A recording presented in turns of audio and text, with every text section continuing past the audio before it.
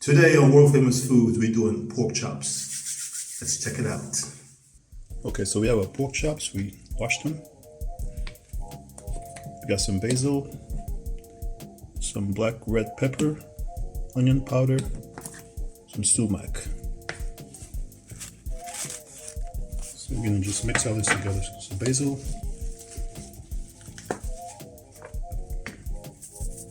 pepper,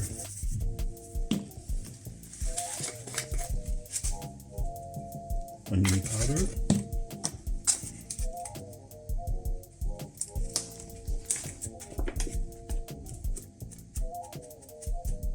a little bit of sumac. Just rub it on our pork chops.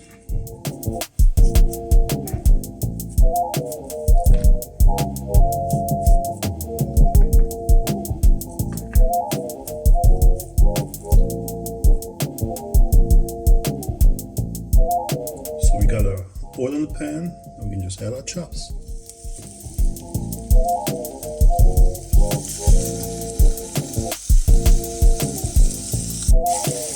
Now we're going to turn them.